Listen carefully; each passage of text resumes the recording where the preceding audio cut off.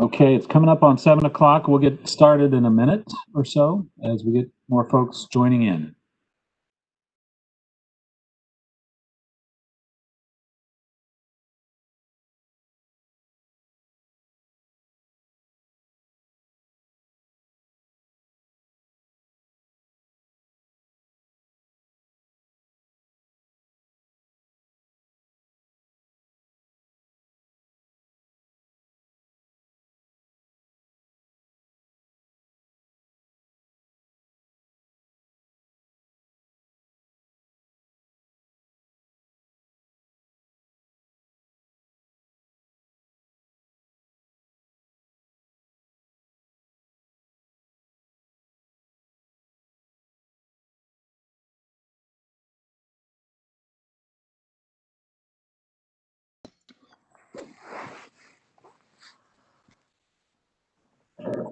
Okay, let's go ahead and get started. Welcome everybody to this, I guess this is our 6th meeting of the Reston Comprehensive Plan Task Force. Thanks everybody for continuing to do this virtually and safely. I know this is going on a lot longer than many of us had hoped, but in terms of the pandemic. But want to appreciate everybody's and thank everybody's flexibility for doing this. We have an agenda tonight. Hopefully everybody got that. And I will just note that later in the meeting, we will be talking about at least discussing possible plans to bring some of our activities into a face-to-face format, but that's not a given at all. I want to basically throw it out there and start to get some feedback. So anyway, we'll be coming back to that later in the meeting. So we do have several things on the agenda tonight. Just very quickly, we're going to have, following on from the presentation we heard from Fairfax County Department of Transportation last meeting, we're going to have a listening session. And for that listening session, there are some questions that to help get the discussion going that I'll be reminding folks of. And then after that, we have a presentation from the Fairfax County Park Authority for their take on parks and recreation and open space. Then we're going to be talking about possibly when and how possibly we start moving to some in-person meetings. Then we'll have an opportunity for questions and comments, and then close out and mention our next meeting. So before we get started on the agenda, any questions on the agenda or anything else, either process related or anything that's not on the agenda? And if you have a question, at this point, go ahead and unmute yourself. Okay. All right. Good. Well, I think we're ready to go. Let's dive right in. So for the FCDOT listening session, I believe we have a couple of folks. Actually, we have several folks from the Department of Transportation. I'm going to turn it over to them in just a second. But before I do that, I wanted to remind folks, and I think these were distributed to the task force. There were some questions that were put out there and for folks to think about and possibly to provide input. So I'll read those questions in just a sec. But what I'm going to do, and this is to try to make sure we have everybody on the task force as involved as they want to be. I'm just going to go through the list of task force members and see if you have any comments or questions relating to the transportation elements in the comprehensive plan, and to get you thinking about some things that you might want to bring up or say. I'll just read through those questions that were distributed. Are there elements of the plan that should be looked at? For example, do some sidewalk widths or bike recommendations need to be changed or tweaked? Are there some areas of Reston that need more focus from a transportation perspective? Is there something that you saw that was a benefit to the area, whether it's on the plan or has been constructed? And are there opportunities within Reston to replicate that? So anyway, just some ideas that folks try to get, see if there's some things that folks might want to either ask about or suggest. So we have had one request before the meeting started, and actually it's somebody that has at least one brief video. Lynn, are you on? I am. Thank you, Walter. Yeah, Lynn, you have two videos, is that right? I do. I realize that we do have new folks that are on this task force that don't really have the benefit of that history. So we do have two videos. One is more of an informational. Well, they're both informational, but one is more informational and the other is more educational. Okay. If that helps. So Lynn, what we're going to do now, what I'm going to do is this is going to be a little bit longer than I'm going to ask when we go through everybody. We're going to ask for you could keep your comments or questions to about 1 minute, and the video is going to be just a little bit longer, or the videos will be just a little bit longer than that. Before Lynn, we go to you, and we'll have you start in terms of the public listening session. You did ask to do that before the meeting. Before that, I want to turn it over to folks at FCDOT and see, Mike, I don't know if you're available to give some background, or who's running the show on FCDOT tonight. I'm here to help. This is Mike Garcia. Yeah, hey Mike. How's it going? Hello, Supervisor.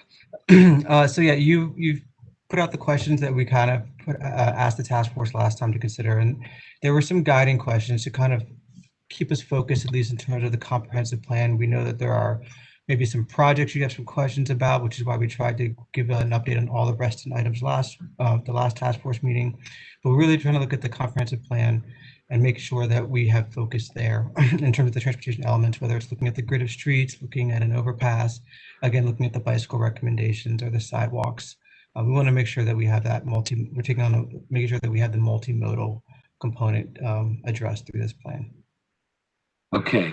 All right. Thank you very much, Mike. So let's do this. Excuse me. And so I don't surprise anybody. Lynn, you're going to go first. We'll watch those videos. That'll be your input into this listening session. Thank you.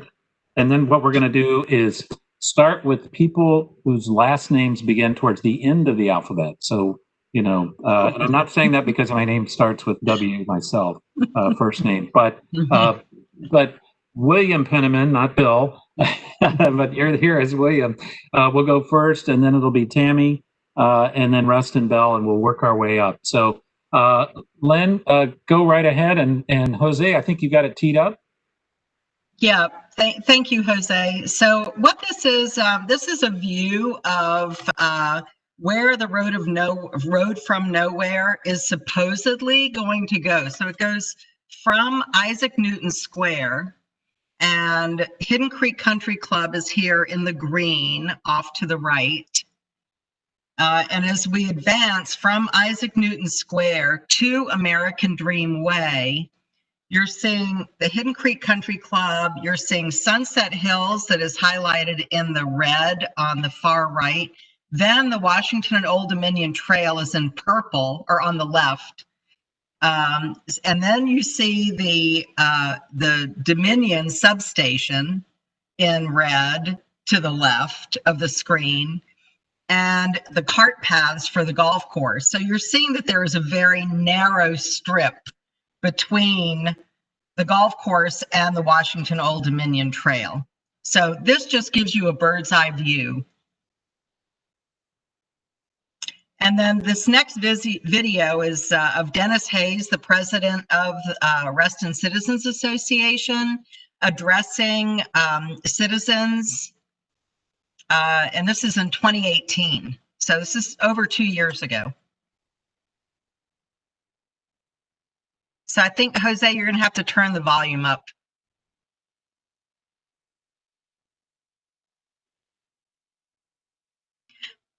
So if you can't hear the volume, Dennis is explaining at a citizens meeting because we're told it's a conceptual. There it is. Okay. Not railroad, it's a conceptual road. So there it is. So at our meeting in February, this came up as a subject. We had a discussion. At that point, they kind of changed the county guy who does transportation, changed a little bit around. And he said, well, you know, it's not really going to affect the golf course. There's room between the WNOD and the golf course.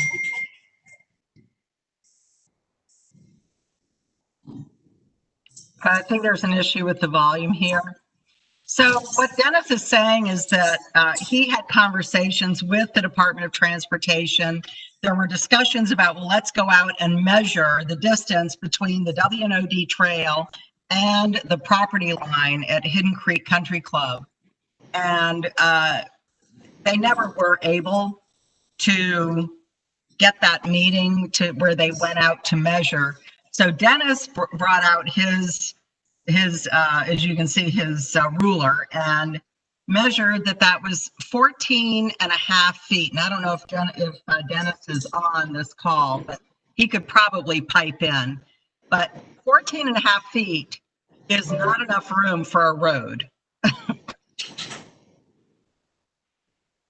So Dennis went on to explain that, and this was during the density discussion for the PRC, but he said, if we increase the density in the PRC and allow this road from nowhere to maintain, continue on the plan, that the golf course is gone.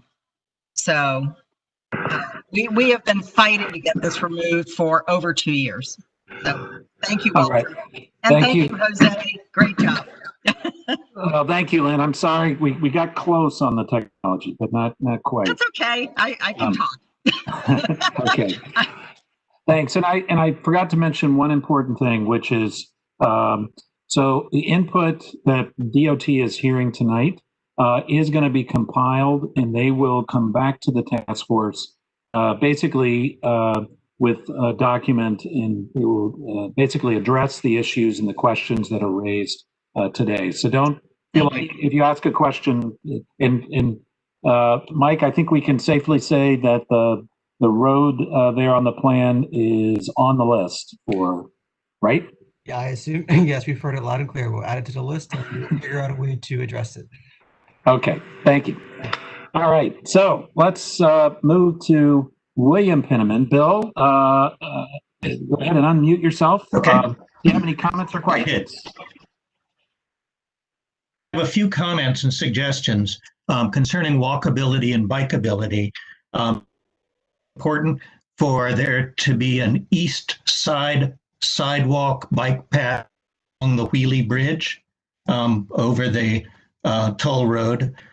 It's important to extend sidewalks along the Sunrise Valley. There's a wide sidewalk that's been added on the north side of Sunrise Valley. That's good, but it needs to extend all the way down to the WNOD to the east. There needs to be an effort working with existing property owners in all those little along the toll road to allow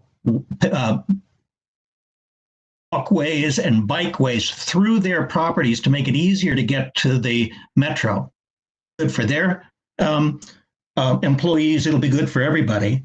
I think that transportation needs to look at more proffers for reduced for trip reductions, to be more significant trip reduction, and reduced parking in new buildings, because if you build the parking, the cars will, and we're trying to keep down the cars and have them use transit.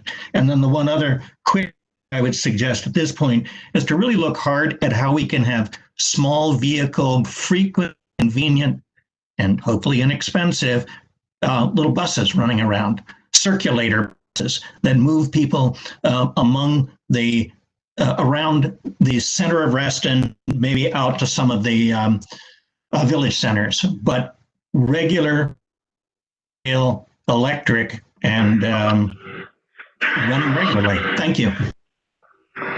Thank you very much, Bill. Appreciate those comments. And I believe that's the same concept, that last one that Ken Lawrence, who used to be on the planning commission, used to call the jitneys. I don't know if that's exactly the same thing, but that was. It doesn't have to be that. They sometimes have buses, they have small vans, and some of the developers expressed an interest in the past in helping to support that. And if it's easy, cheap, and regular, people will use it. Thank you. Thank you, Bill. And by the way, you were cutting out just a little bit, but I think we captured everything. Mike, you got it all right. Yeah, I got it. And then if I didn't capture something, if we capture something incorrectly, we'll make sure to get corrected. So. Okay, fantastic. Thank you, Bill. Let's move on. Tammy, Contact me, Mike. Hi, thank you so much, Walter. On my list, one Bill has already mentioned, and that is the East Side Wheelie Bridge needs a pedestrian and bicycle that will solve a lot of connectivity problems in the Wheelie TSA area. Excellent, Bill. I want to go back to the road from nowhere. Mike, I want to stress we have been trying to get that dang thing off the map for years. Bishadny has said, no way can he do that. Who did I think he was? Back in 15-16, when the phase 2 Reston master plan was last looked at, we were invited over to the Harity building by the two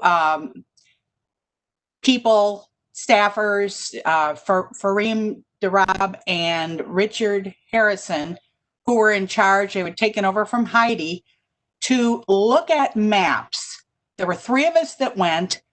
They had all the maps of Reston laid out and said, please look at these, please look at these, please look at these. This road from nowhere on the map was a skinny little gray line that paralleled Sunset. No way in hell would anyone have ever interpreted the gray line as a road.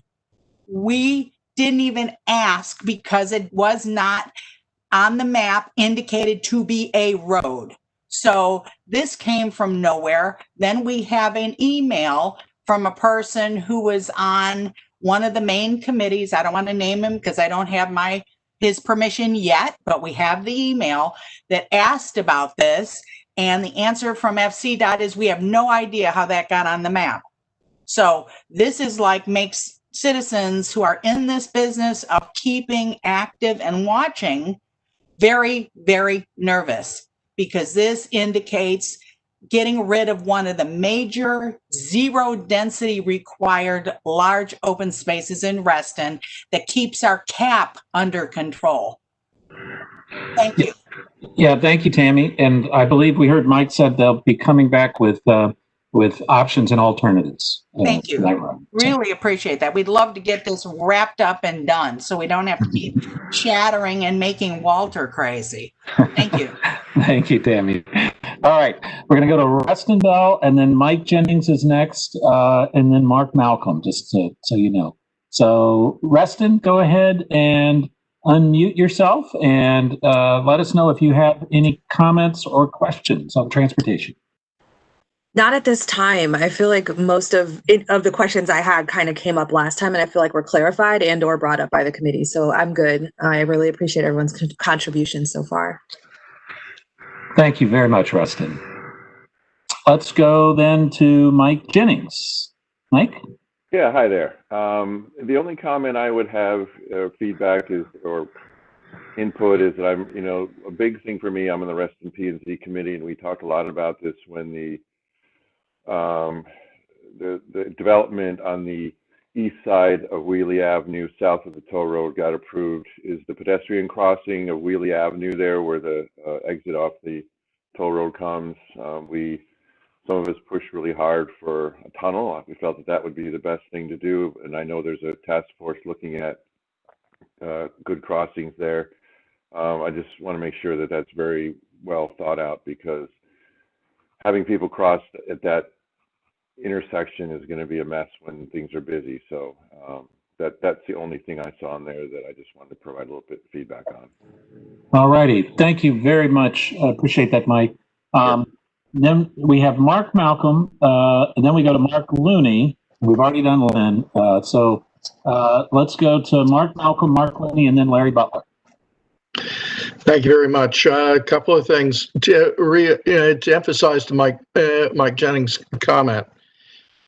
I come from working at the Pentagon and with 95, and it's an intersection connecting over to Pentagon City. It's a very long tunnel. It's a safe on that. There was concern with safety with an underground tunnel given Reston's history. But the thing is, with the density at Reston Wheelie, it's very important really to strongly consider that particular option because of the weather and other related considerations around the entire year. My specific thing to transportation involves essentially three things, and I'm keeping it very quick. The one that was immediate on that was dealing also with pedestrian crossings with major intersections. The ROFAB study that got completed by Reston Association missed one intersection while it emphasized that major intersections should have pedestrian crossings across all four. Polo Fields has a unique situation. What it is, they're at Sunrise Valley Drive and Fairfax County Parkway. Three of the sides have pedestrian walkways. So as we add bicycling emphasis on Sunrise Valley Drive, the fourth side really needs to have the pedestrian crossing until in the near term, because bicyclists who are going east do not necessarily use the pedestrian walkways to get across that intersection. It's a safety issue. I've seen it time and time again.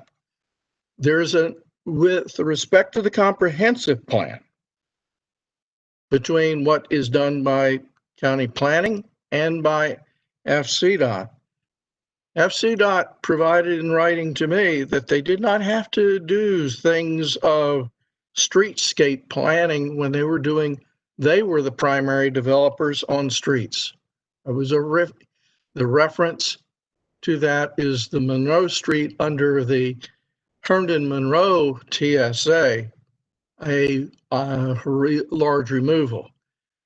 Tom Bishadny at our last meeting said that needed to be set up not directly with the residents, but through your office, Supervisor Alcorn. I have failed to work with your office to get those meetings set up to deal with that particular issue there. That's it right now. Okay. All right. Thank you, Mark. And we'll work to try to get those meetings going. I am aware of that issue, and we'll keep trying to do that. So now we'll move on to Mark Looney, and then we're going to go to Larry Butler and John King. Mark, go ahead.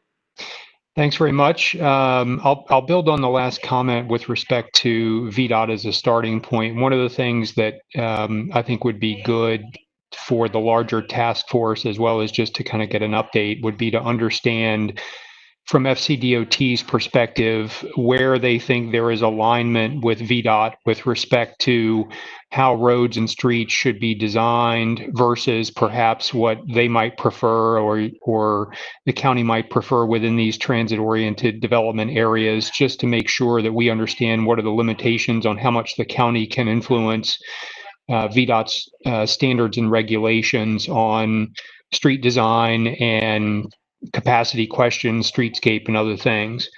Secondly, and this is probably both a question and a statement to Mike and team. I think we'd all expected by now or shortly from now that phase 2 of Metro would have opened and we would see adjustments in the traffic patterns associated with phase 2 opening. And I'm wondering whether they can either study, model, or project what they anticipate will be the changes to the transportation network in terms of demand once phase 2 opens. I know there's conversations that have occurred about, bus circulation and frequency and patterns and other things that will change, but I wonder if they have any data that they can reasonably project with respect to the impacts of phase 2 on the vehicular network. And then building off of that, I know one of the things that some folks are interested in are studying some intersections beyond the TOD areas to sort of analyze impacts.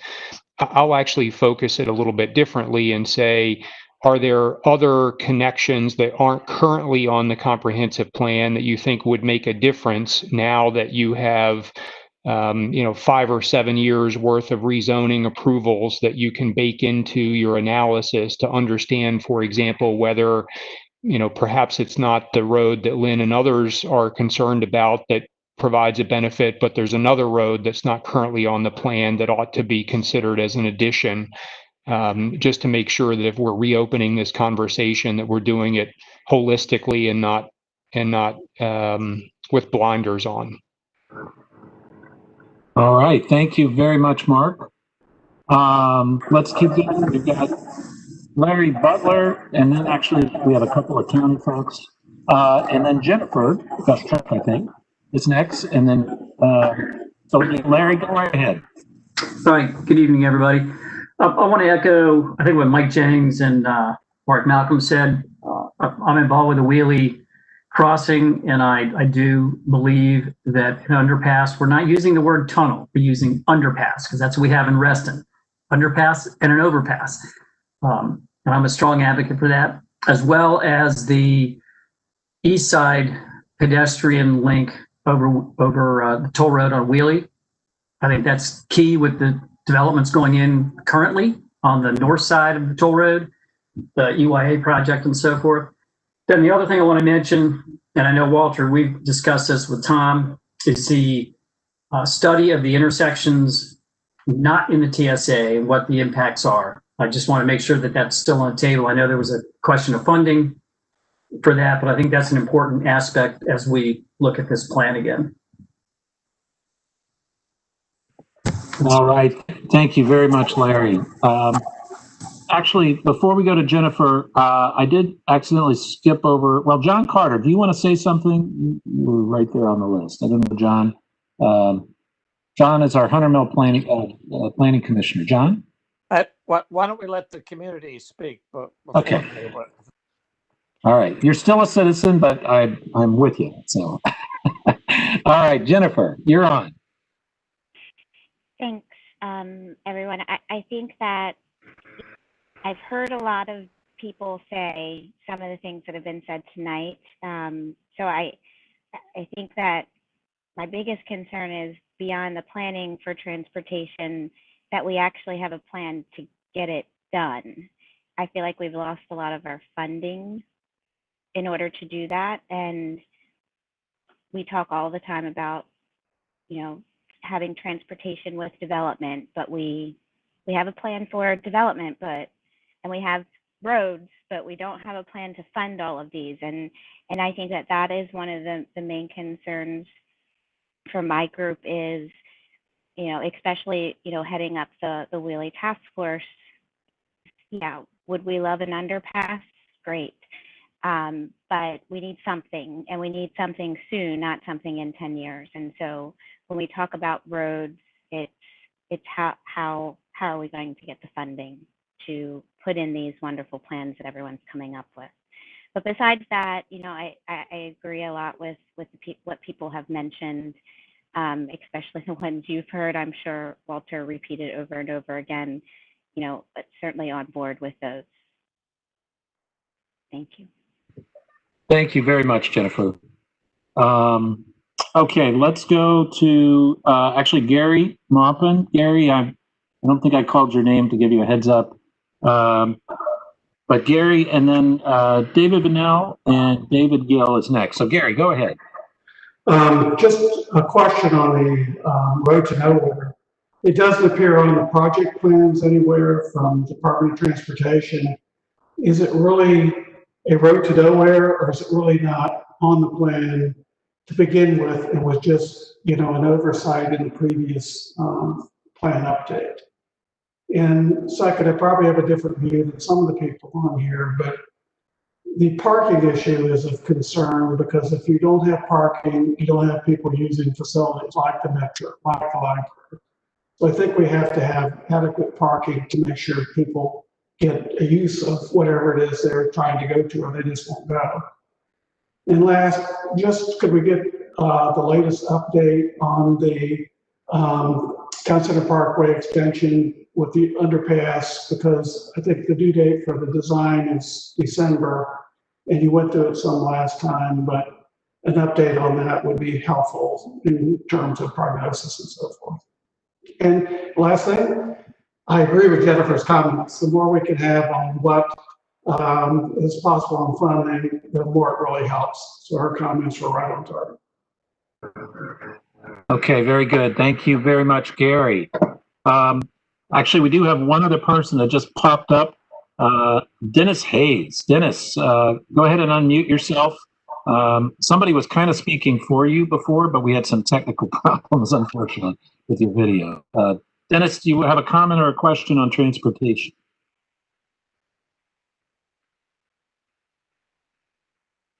Nope. We unmute Dennis. Dennis, we're going to come back to you. Let's go ahead to David Vanell, and then we'll come back a little bit later. David Vanell, and then David Gill. Yes, sir. Good evening. A couple of things. Bill Penniman mentioned circulator buses, I believe. We heard about circulator buses from developers in that corridor from years ago on P&Z, and I haven't heard about it.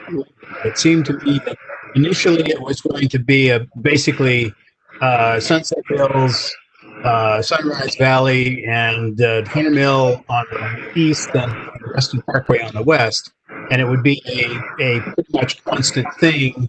There was also some talk of the businesses along, the larger businesses along that corridor would benefit from that and might even be able to subsidize it. So I think that is important to get cars off the street during the day when people are moving around.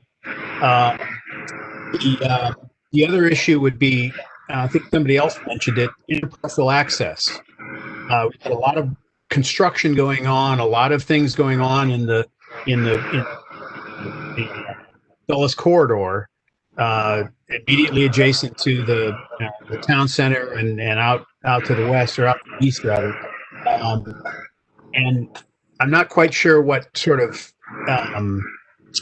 arm twisting the county can do, but to owners and of these parcels to make sure that there is good interparcel access, so people don't have to go out on the street. They can ride their bike. They don't have to necessarily use the W&OD trail.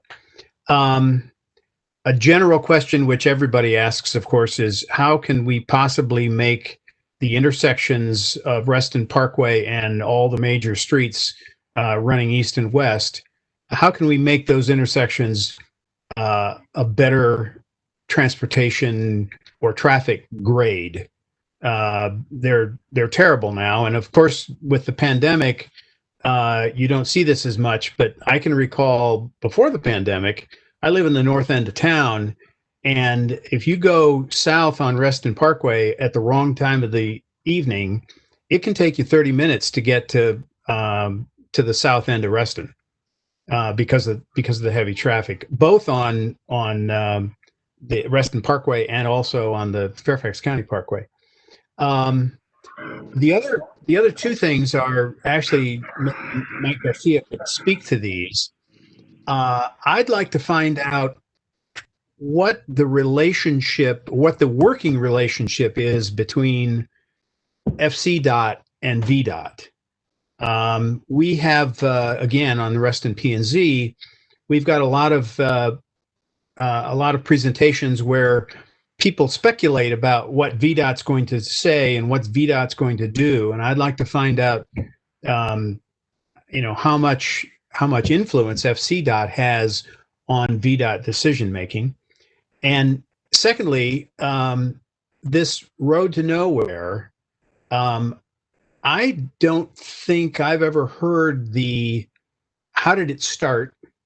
How did it, what was it intended to be, 40 years ago, if that's when it appeared on the map?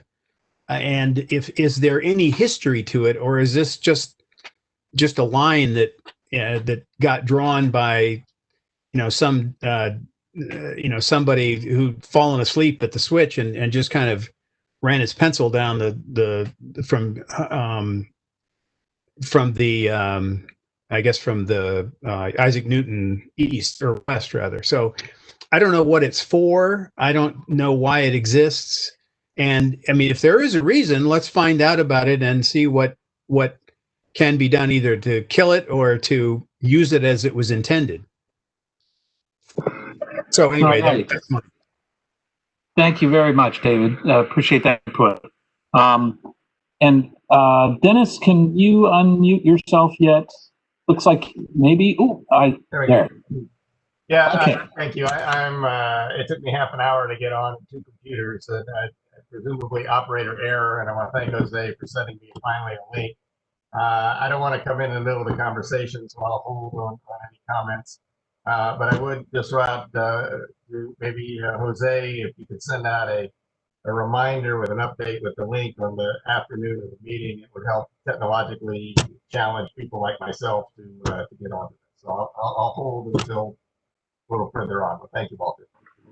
All right. Thank you, Dennis. I appreciate your patience with all this.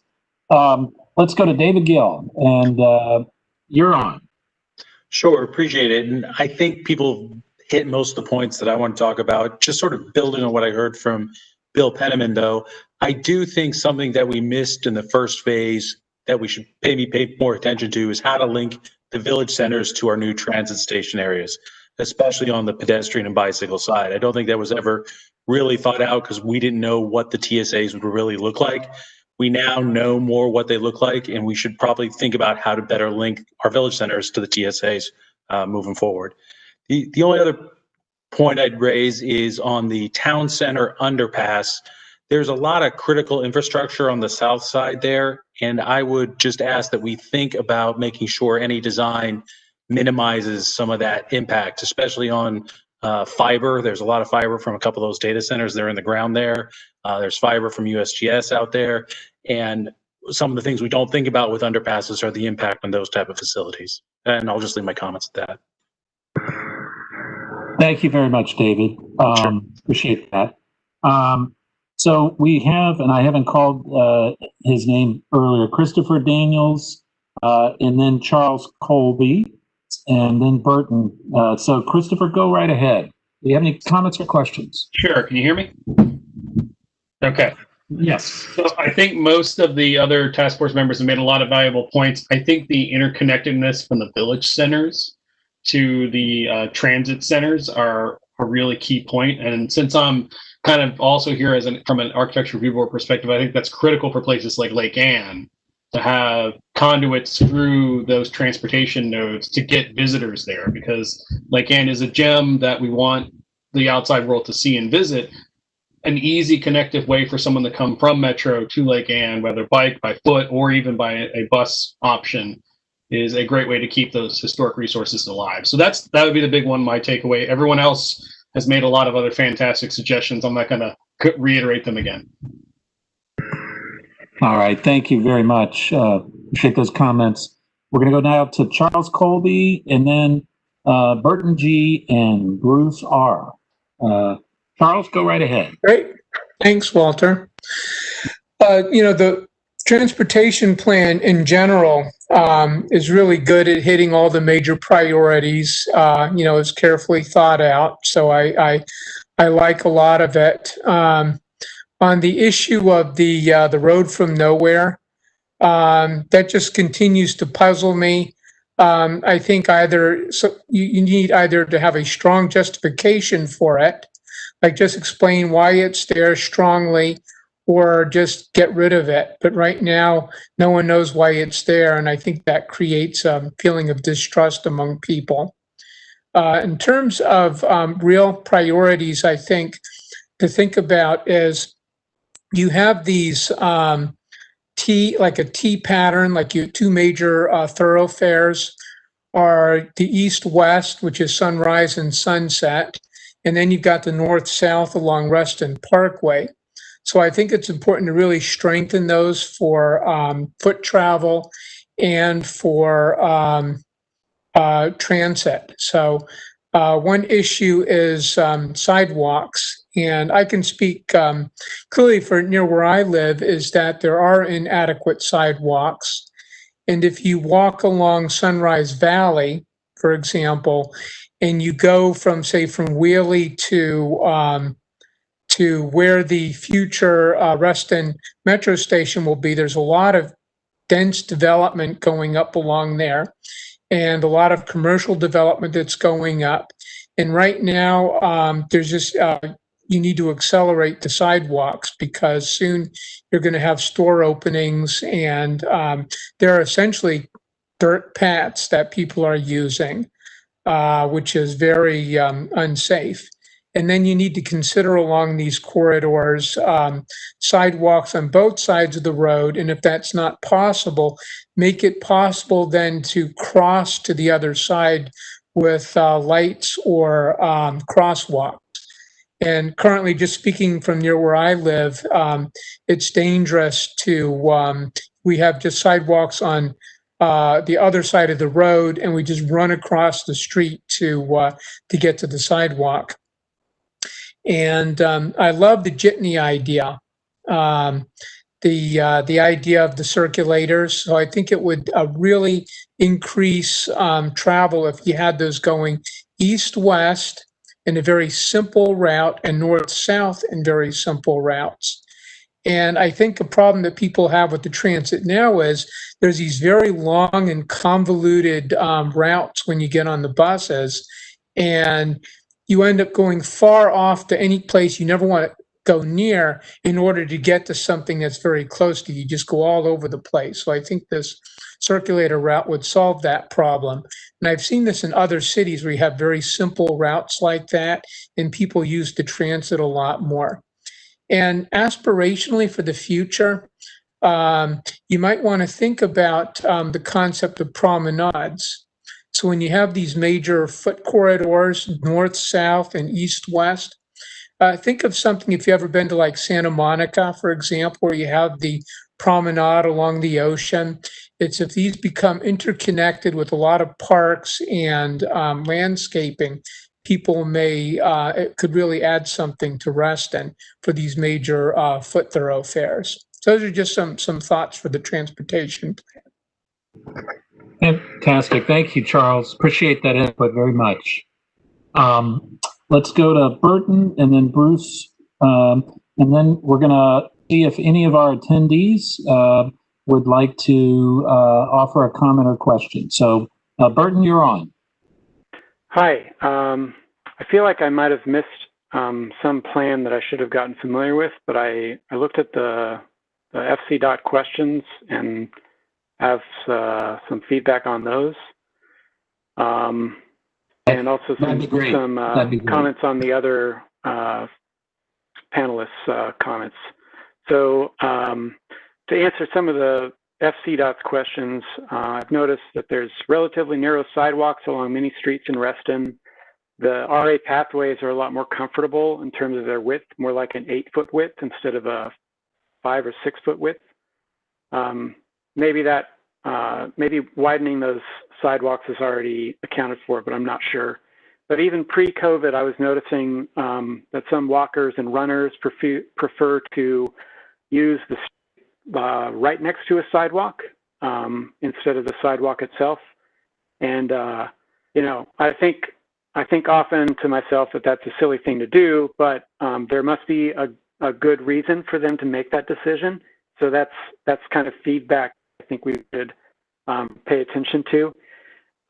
Some areas that I've personally noticed have especially narrow sidewalks that could use widening are, number one, the east side of Village Drive between North Shore and Barron Cameron. And the reason for that is there's a sidewalk only on the east side of Village Drive at that point, and it's heavily used to cross Barron Cameron from the Lake Ann area over to the Browns Chapel Park area. And relatedly, as a biker and walker myself, and live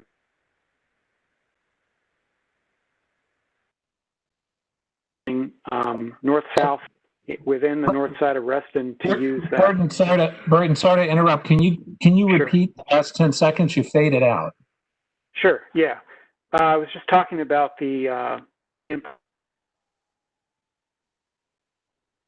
Cameron at Village Drive from Lake Ann to Browns Chapel Park. And that is not at all an important vehicle route for traveling north-south in Reston, but I would say for walkers and bikers, it may be more important than either Wheelie across Barron Cameron or Reston Parkway across Barron Cameron. And I agree with Mr. Colby that we should have some good pedestrian and bicycling facilities along Reston Parkway and Wheelie Avenue on the north side of Reston. But I think that, you know, from my own experience and seeing how people really like to use that crossing, sometimes it's just nicer if you're not doing business along a Wheelie or Reston Parkway to just avoid both of those completely and use the RA Trail Network and, you know, use North Shore Drive, use Village Drive, and stay out of the more heavily traveled streets where you have the traffic noise and higher speed traffic.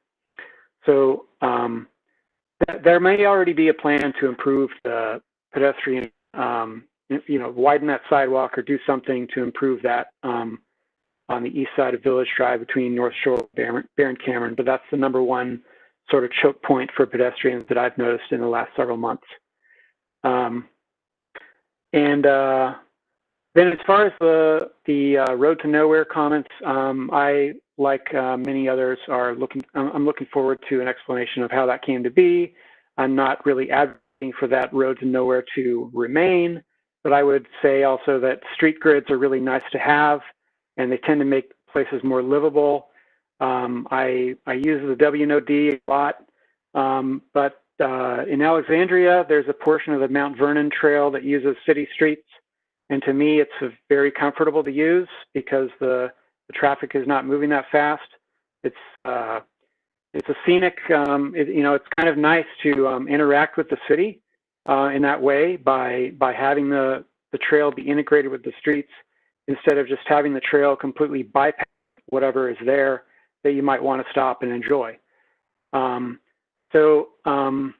I would say that the way the WNOD bypasses the Reston Town Center is maybe not that ideal because there's this kind of cruddy Reston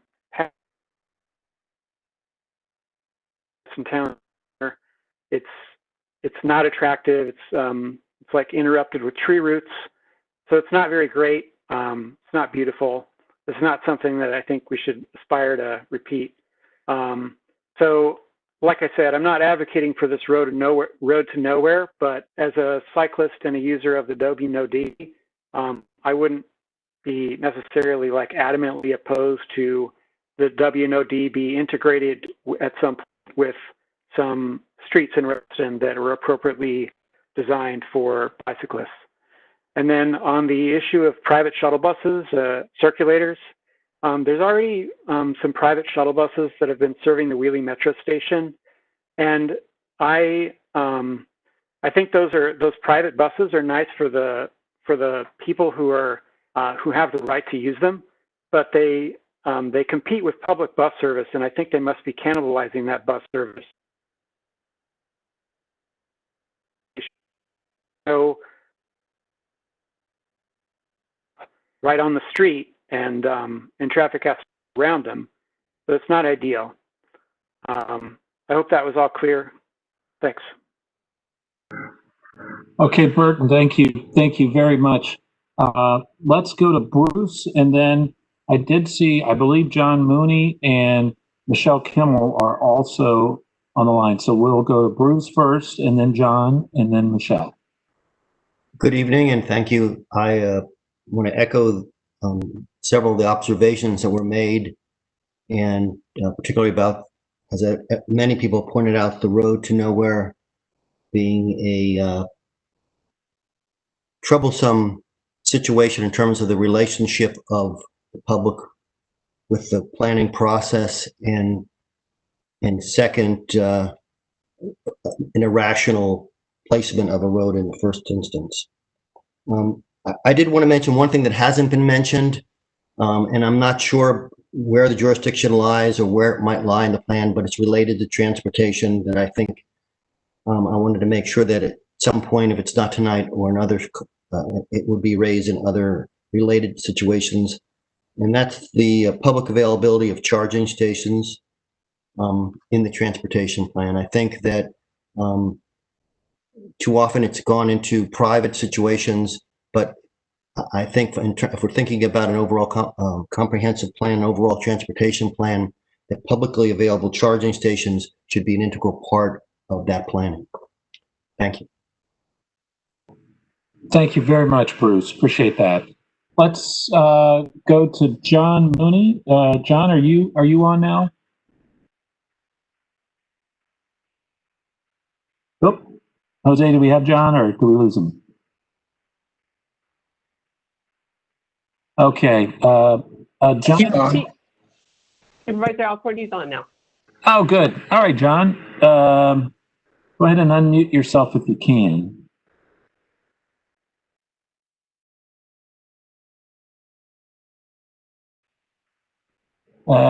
Yeah. Oh, John, are you there?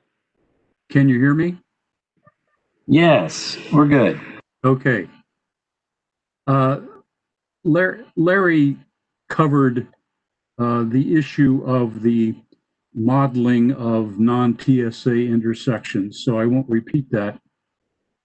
One of the things that concerns me is having adequate crossings to new developments in the TSA areas. So from those new TSA developments across major roadways to where existing residential areas are. So I'm concerned about that. There are many specific instances, but I'm concerned about that as a general principle without getting into all of the specific instances. That makes sense?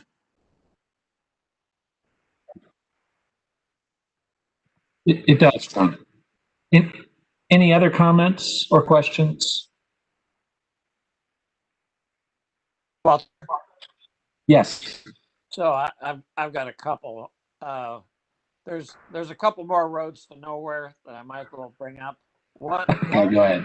One is on the east side of Wheelie that connects where that, I believe it's the National Wildlife building over there. It goes through the Lake Fairfax Park, and it's very steep there, and that probably should be removed as well. It's on the comp plan, but it's not on the recently approved Lake Fairfax Park plan.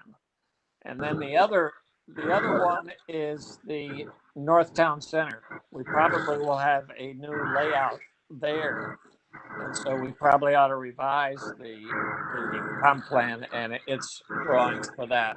And then on the less detail and more of the macro view, I would recommend we bring forward the most recent traffic analysis that shows all of the intersections and whether they're failing or not failing, and then take a look at the land use levels, the density levels, and see if we need to adjust the projections so that those intersections will work properly or not.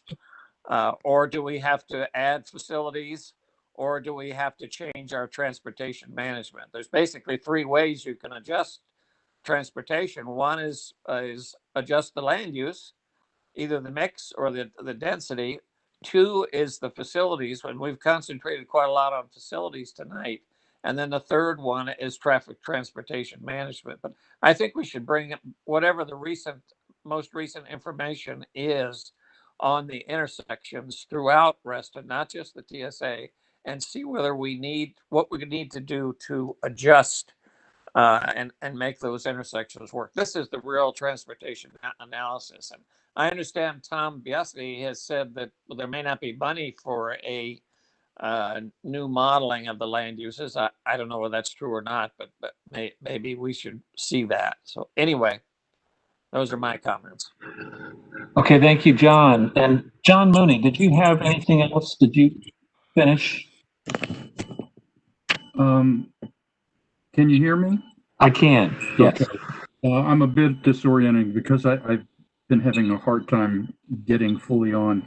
I want to agree with what John Carter said recently, and that is the transportation, and Tom Bishadny and I have had conversations over a 3-year period about this. And I'm very concerned about what seemed to me to be optimistic trip generation avoidances and therefore very narrow tolerances for having an adequate transportation system as currently planned, that will handle all of the densities in the TSAs. So I really subscribe to what John Carter said. I really would like to see another close look at that connection between now probable densities in the TSAs and the adequacy of the planned road system to handle those. Okay, thank you very much, John.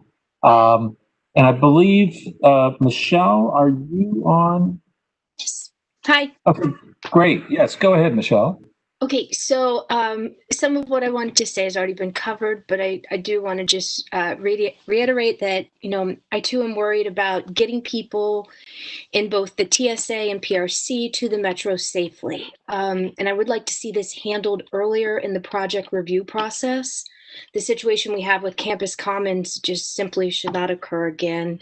But already this year, we had a presentation at the Reston P&Z where there was little to no thought given on how new tenants would be able to get to the metro station, even though the building is in close proximity to the metro station. Also, it seems that in many places, we're trying to do too many things and not doing any very well.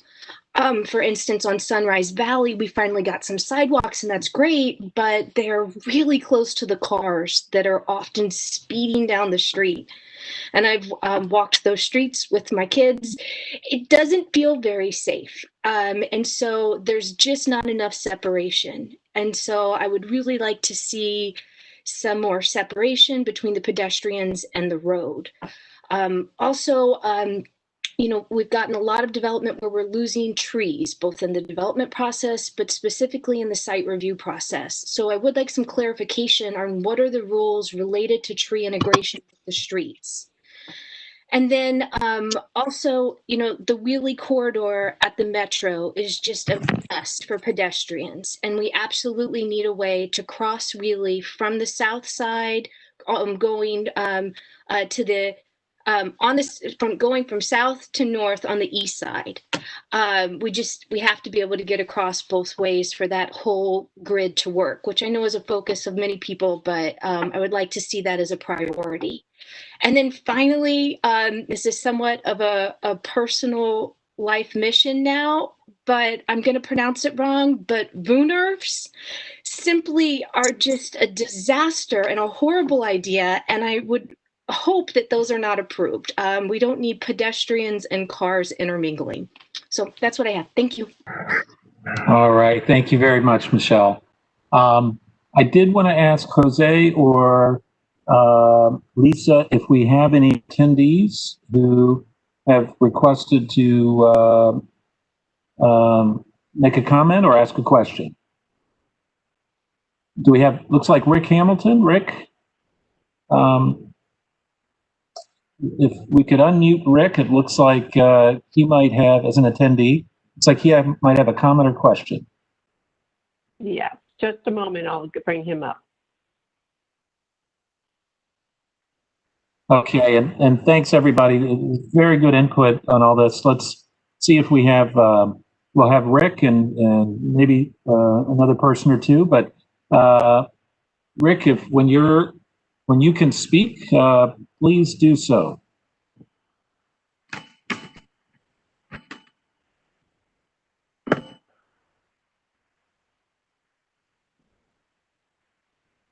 Rick, we can't hear you if looks like you're still muted.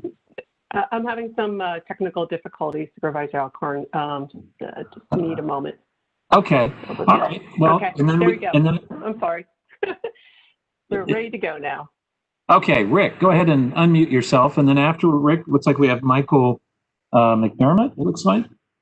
So go ahead, Rick. Can you hear me now? I can. Okay. Let's see, I'm going to go at the micro level for a moment and then kind of broaden it out to a macro level. Shamli on your staff is well aware of what's going on in polo fields right now with a simple, one would think, issue of crosswalks not painted on the streets at Reston Association trail crossings.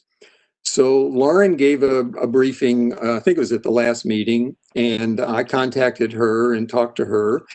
And so she came out and looked at the two locations that we were talking about. And she said, yep, I really think crosswalks would be a great safety measure at those two locations. And Shamli did the same, I guess. And she also said, yes, she agreed with Lauren. So I submitted two requests to VDOT. So I have one response back from VDOT so far, and it's the one on Coltsbrook. And I won't repeat all the technical details, but the description of why we don't get a crosswalk there is mystifying. And several of us have already looked at the words and said, I just don't understand what that means. And don't have the one back on Thunder Chase yet. But there are requirements, there are constraints, and I get all that, but I just get concerned at the macro level when VDOT is managing the process of safety measures on a residential street right next to the metro station. And I've just sent a note back to VDOT saying, hey, come on, when Metro opens, these two streets are going to be much more heavily used than they are now. And we got lots of kids in our neighborhood who are crossing, and there are blind spots at those intersections with the trail crossings. And don't throw, these requirements at me and say, forget it.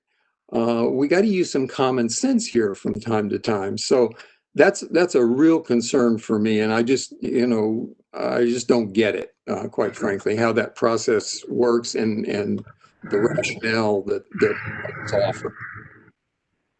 Okay, thank you very much, Rick. Appreciate that comment. It looks like we have a couple more attendees who would like to speak. We have Michael McDermott and looks like Lynn Brown. Michael, can you unmute yourself, or can someone unmute Michael? There we go, Michael. Okay, I think you can hear me now. Yes, there we go. Good. By way of representing the Multimodal Transportation Advisory Committee of Reston Association, I want to say, number one, I support what Larry said in terms of the Wheelie Avenue crossings. I also want to say that I support what John Mooney said in terms of the crossing of very busy roadways such as Reston Parkway with new development that's going on. The MTAC has a position statement that it's developing, and when it's ready for a public, we'll send it your way in terms of this area. We see this as a serious problem in terms of pedestrians running across very busy streets because there are no crossings right now. So we'll pass it on to you when it becomes available. And then as simply as a Reston citizen, I wanted to support what Jennifer said, that I think it's past time to have a plan in terms of how to get things done. How can the infrastructure catch up with the development that's going on? So I'll leave it at that. Thank you very much. Okay, thank you very much, Michael. Oh, one more thing. Yes. Quick, MTAC has an open session for the public on October 8th at 6:30. We'll be zooming in. You can go to the Reston Association calendar to get the Zoom information. We'll be getting input information on the ROFAB report that was out, Reston on Foot and Bike, and also any other transportation issues that folks want to pass on. So just wanted to mention that. Thanks. All right, thank you very much, Michael. I believe we have 3 more people making comments, and I appreciate everybody moving along because we do still have a presentation from the Park Authority. Lynn, if you can unmute yourself, Lynn Brown, go ahead and do so. Thank you. Thank you, Walter. I think my comment premises on when does the county or VDOT actually talk to residents? Why do decisions get made without any input from us? So we've talked about the road to nowhere. Well, there was a junction change from nowhere in the last comprehensive plan, which was the introduction of a grade separated interchange at Fairfax County Parkway and Sunrise Valley Drive. There was never any consultation with the people who would be most affected on that. We have irregular incidents because of all the utility cables along Sunrise Valley of utility companies getting permits to do things. So about every 6 months, somebody comes along and digs up part of the sidewalk on Sunrise Valley Drive. They don't actually fully repair it. Shaimal has been very good about getting them now to come back and do some things, but the slabs are broken, they're twisting, there's gaps to the verge, it's a narrow sidewalk, it's muddy, it floods because of the dips, and because the bikes don't feel safe on the sidewalk, they actually ride on the road, they ride on the sidewalk, forcing the pedestrians to actually walk on the road, which is not fun. But we also had a crossing. There was actually a pedestrian crossing on Sunrise Valley up from Herndon TSA, and it was removed. No dialogue, just removed. We've had the incidents, as Mark has referred to, on Monroe, where they just did the work on the sidewalk, never told us. So, they close both sidewalks sometimes on Sunrise Valley. They don't tell us in advance. So how do we establish a system whereby if permits are pulled, there's at least some tying up within the county that they're not closing 2 sidewalks together, that whatever a contractor does is visited and they are obliged to repair it properly? How do we get this system into play when we're looking at transportation and facilities for pedestrians, cyclists, etc.? Okay, Lynn, thank you very much for your comment. Let's go to Scott Leary, and then Connie Hartke will be wrapping it up. Good evening, all. I just want to point out a couple of things. First, your emphasis in this comprehensive plan ought to not be on roadways. It ought to be on completing the pedestrian and bicycle networks. You want to make your roadways work better? Give people the opportunity to move about without having to use a car. Where I live, 1729 Whisper Hill, I live right off of Bennington Woods Road. To get to a bus stop, I have to walk either in a bus lane, which is on the pavement, or on grass. I would also advocate that part of this comprehensive plan include making all of your bus stops fully accessible, not just to an ADA standard, but literally accessible, to encourage people to use alternative means. All right, Scott, thank you very much. And I know exactly where you're talking about. So let's wrap up with Connie Hartke. Connie, the floor is yours if you can unmute yourself. All right. Hello, everyone. Thank you. I wanted to respond to one of your task force members who wondered if the road from nowhere had been on the plan for perhaps 40 years. No, sir.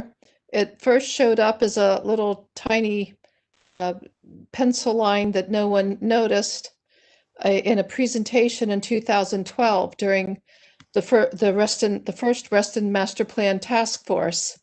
It was shown there in a meeting with in larger pictures where the big emphasis, actually 2 meetings in 2012, where the whole emphasis of the meetings was service levels of streets, street lights, intersections, that they were going to be F and E, and FCDOT explaining to us that that's acceptable in a walkable community. And then in, so that's 2012. And then in 2013, at the Reston Planning and Zoning Committee meeting, where this same set of slides were shown, the slide specifically with that area was omitted. Don't know why.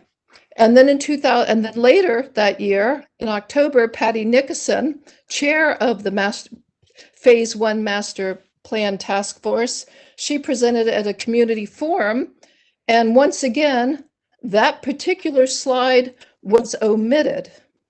How do we know this? And we, as Rescue Reston, FOIA'd the documents.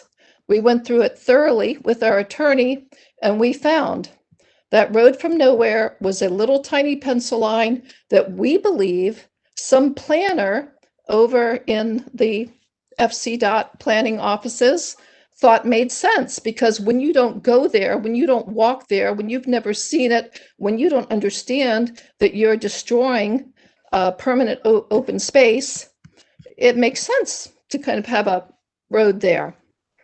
So it was put there. The big question is, why was it omitted in those 2 subsequent meetings in 2013? And now we're stuck with it, and it should not be there. Let's take it off and stop having to talk about it. All right. Sounds good, Connie. Thank you very much. Okay. It's 8:11. We have about 45 minutes or so, a little more than that, until we get to 9 o'clock, which is when we all turn into pumpkins. So we have next, let's hear from the Park Authority.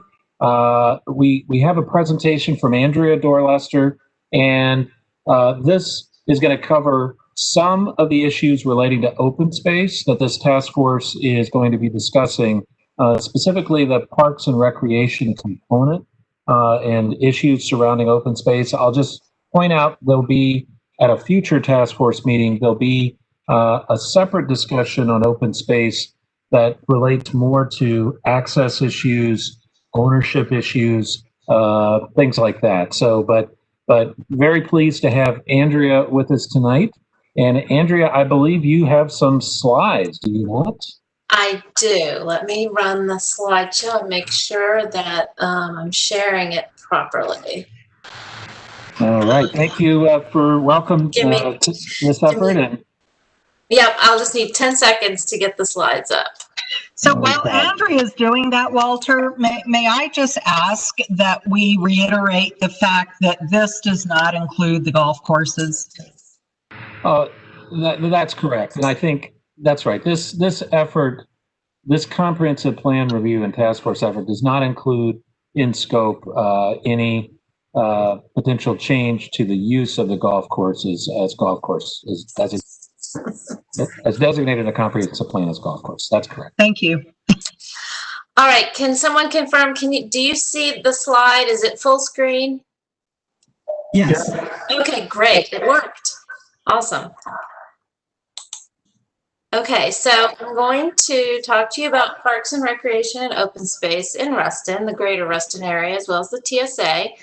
And before, well, the first thing I'm going to start with is a review of what the comprehensive plan goals are for parks and open space, explain some of the policy guidance, update on progress towards implementing the comprehensive plan through the rezoning process and development review process. And then I'll open it up for discussion, questions and answers, comments. And Walter, I'll follow your lead on that with regard to how much time we have and maybe who you want to call on. Just setting the stage, the county has 9 strategic priority areas: parks, recreation, open space, and trails, help to meet a number of the county's strategic goals. So they're very important to quality of life. And Reston, of course, is rich in parks and open spaces with almost 2,000 acres, both public and private. And it's provided by a variety of park and recreation providers: the Reston Association, the Park Authority, Nova Parks with the WNOD Trail. We also have the Reston Community Center, the YMCA, the private golf courses are a significant open space element, and then private developers, especially in the TSA, are starting to make commitments to add to the parks and open space network. The plan for parks in Reston was created through extensive community involvement through both the Phase 1 study that addressed the TSA areas, adopted in 2014, as many of you know, and then Phase 2, which covered the rest of the Reston area, adopted in June of 2015.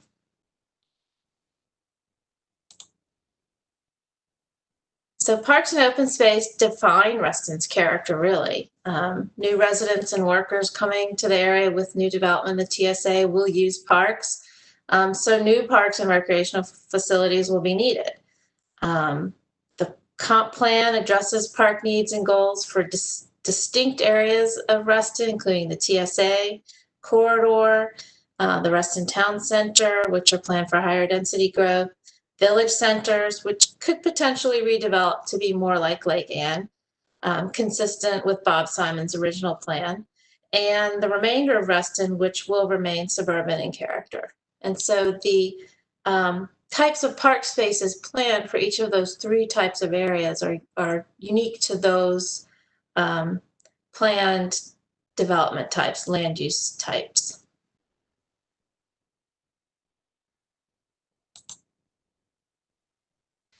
So the area-wide guidance for Reston talks about core needs of the park system, including outdoor recreation, which could include trails, local parks with playgrounds, sport courts, larger parks with athletic fields, dog exercise areas.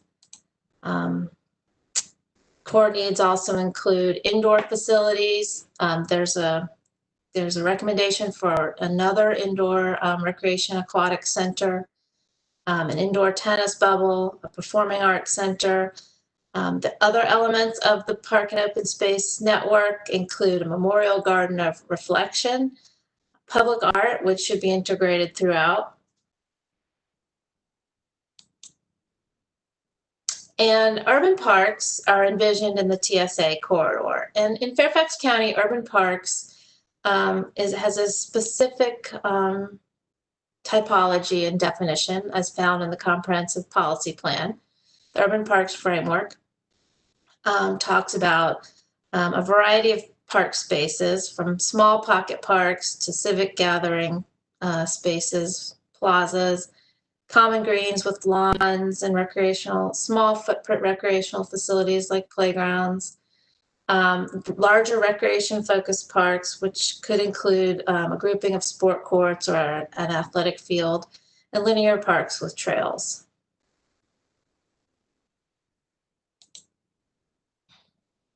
So here we have a list of criteria that Fairfax County planning staff uses to evaluate on-site open space within development proposals to determine whether what a developer is proposing to build will fulfill the comprehensive plan urban parks framework guidance.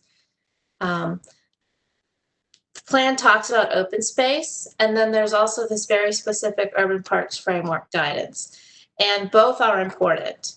But we want to make sure that some of that open space meets the urban parks criteria. So urban parks should be publicly accessible, easily visually and physically accessed from the public realm, so from the street and sidewalk, where people are allowed to be pedestrian oriented, comfortable and safe to be in, a place where people want to hang out, linger. There's some place to socialize or some activity to do there, whether it's active recreation or it's somewhere to sit and eat a sandwich or have a cup of coffee. So you can see the column on the right is what we would not consider an urban park. Some of it might be open space and count towards that zoning ordinance requirement, but wouldn't count towards urban park requirements.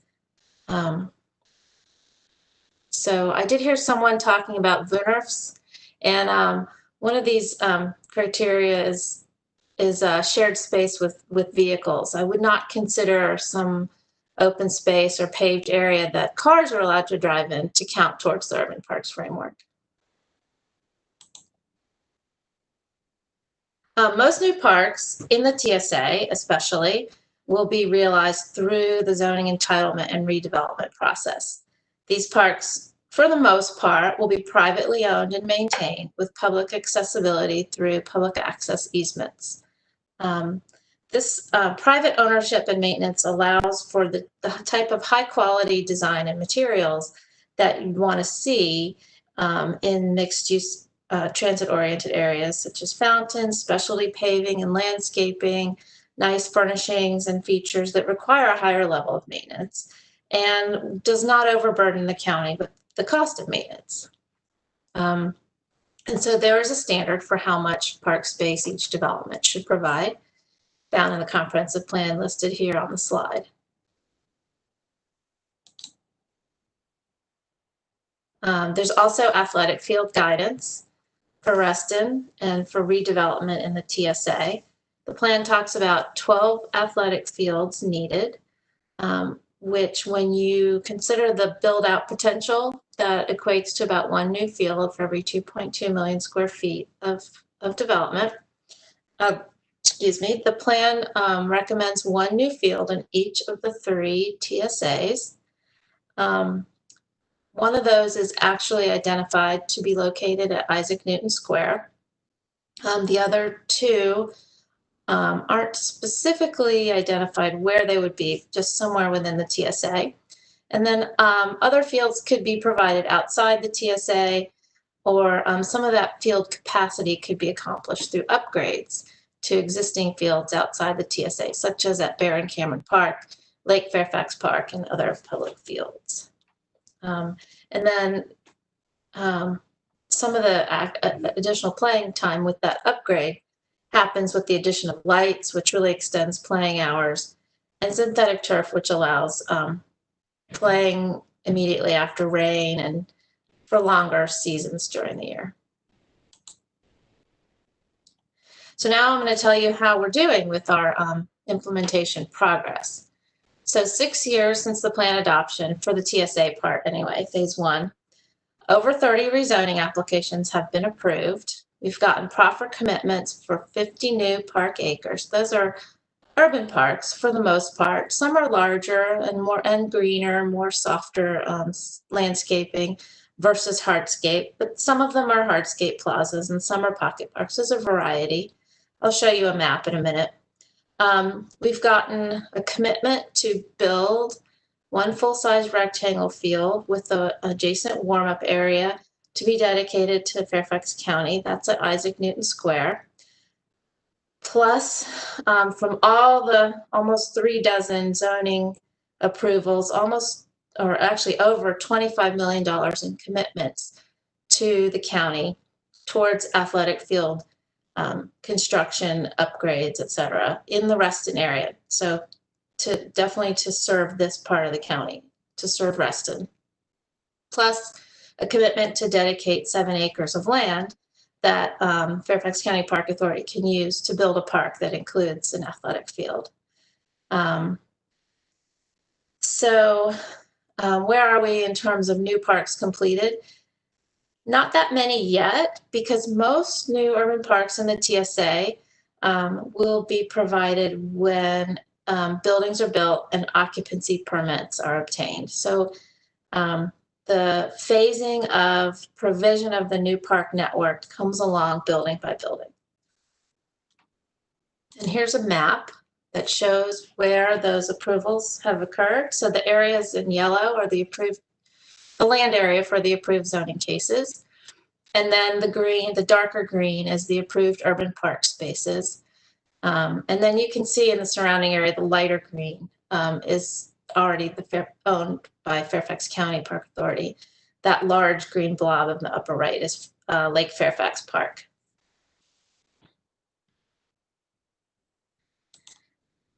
So now I'm just going to highlight 3 development plan approvals that have gone through the rezoning process and obtained Board of Supervisors approval in the last few years.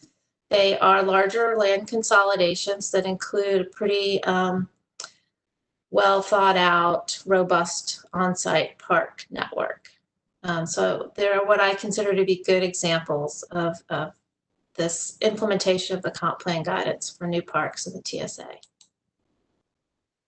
The first one is Reston Crescent, which is now been rebranded as Halley Rise. That's where the new Wegmans is going to be located there, where it says Block F. There will be 5 acres of on-site urban parks, including plazas, a dog park, a fenced off-leash dog park, a nature playground, outdoor fitness equipment, swings for adults, smaller pocket parks. And this is the rezoning that proffered to acquire and dedicate 7 acres of land for a new park offsite. The next one is Midline, a partnership with JBG and EYA, 2 developers in the DC area. This is a mix of uses, office, residential, including multifamily high-rise, independent senior living building, townhouses, condos, and I think a building for an institution of higher education. It'll have 3 acres of on-site urban parks, including a playground, a multi-purpose lawn, sport courts, game tables, a water feature, sort of like a splash pad play area, and different types of seating areas, passive use areas. This is located right on Wheelie Avenue and provides an extension of Reston Station Boulevard. And the final example I will share is Isaac Newton Square. This is a pretty large redevelopment proposal, including residential mixed use, some office, some ground floor retail. We'll be providing 7 acres of on-site parks, including trails, dog parks, sport courts, playgrounds and tot lots, preservation of the Willow Oaks trees along Willow Oaks Drive, an urban plaza, a full-size rectangular athletic field with adjacent warm-up area, and that will be adjacent to the W&OD trail for good accessibility. So that concludes my presentation. Open for discussion, questions, and answers. And I'll just keep this map up, so if anyone has questions, refer to the map. Fantastic. Andrea, great presentation. Thank you for moving through it pretty rapidly, but very completely as well. I see we've got several hands up. I'm going to just work my way down. I see Lynn with your hand up. And then after Lynn, we'll go to Mark Malcolm and Michelle Kimmel. So Lynn, go right ahead. Thank you, Walter. And Andrea, thank you so much. This was an incredible presentation. And I actually sent Andrea a private chat saying that I'm thrilled that your presentation includes golf courses, plural. Here in Reston, we call our golf courses Reston's lungs. And they serve as an important edge habitat for wildlife. But my question is, if you could advance to, I guess it was your second to last slide on the JBG properties. I had a question there. So you said that this was Wheelie? and Sunset Hills, and I don't understand where. Oh, is this wheel? So this is to this is the Dulles Toll Road. Oh, sorry, the Dulles Toll Road is here. Wheelie is here. Sunset Hills is here. This is Reston Station Boulevard. Comstock is right over here. Got it. And the metro station is here. So this is on the other side of Wheelie, heading east. Yes. Okay. This Thank is you so much. across the I street from appreciate this that. metro station. I was a little disoriented with this, so thank you so much. I appreciate the clarification. All right. Thank you very much, Lynn. Let's go to Mark Malcolm and then Michelle Kimmel. Thank you for showing the map. Greatly appreciate all that you have presented. I have a basic question to what is to the west side, Sunrise Valley Drive, the area on the extreme west edge. It appears to be a property that the question is there any way to find out the detail of an approved case? What it appears on the western edge of this appears to be Monroe Street, appears to be a property that has 2 office buildings, and also appears to have a 15-acre wetland that is entirely on private property and is marked for no public access at present. There had been years ago, Reston Association had agreement to come onto the property for wildlife and limited maintenance. Has not been maintained for years. Is there any way to get hold of what is stated to be the approved case for the planning of what will be done? Yes, the county, Fairfax County website has a way to access pending and approved zoning cases. I can't, off the top of my head right now, can't give you the directions on how to do it, but we'll make sure to share that with Supervisor Alcorn's staff, and he can share that information with the task And force. we greatly appreciate it, because I've looked at approved cases and I was not aware of anything involving that particular parcel as it exists right now. Immediately to the east of that parcel is development of the Reston Arboretum 2, which has a townhouse development, which will have some park items within that. It was coordinated with Polo Fields residents, but nothing about this, to my awareness, has ever been shared with Polo Fields or with Reston Association. Thank you. All right. Thank you, Mark, for that question and discussion. Let's go to Michelle Kimmel, then to Tammy Petrine and Bill Penniman. Hi. Thank you. Thank you for the presentation. I have a question about your second to last slide with Isaac Newton Square. It looks great, but I'm trying to see if you guys have a better idea of when we will actually see this.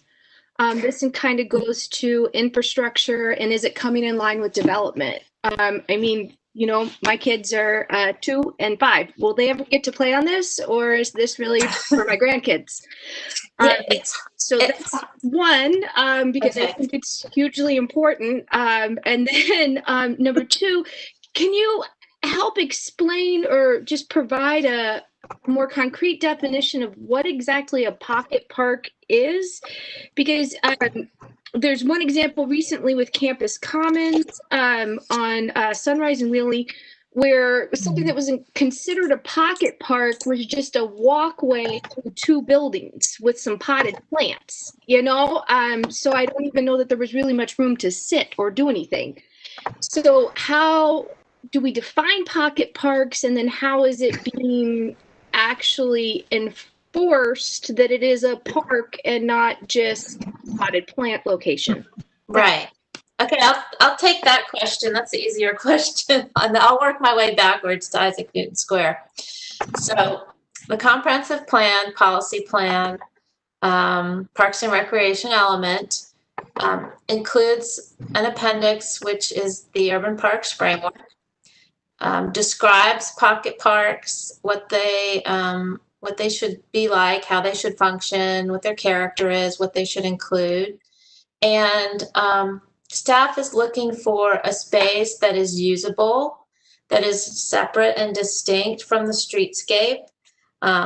There's something to do there, whether it's just some comfortable seating to enjoy that small space, or if there's some activity you can do there. There might be artwork or a fountain, but the important thing is that it is a usable space. It's usable by people. It's clear that there's that the public is welcome there and that it is a space that you can use.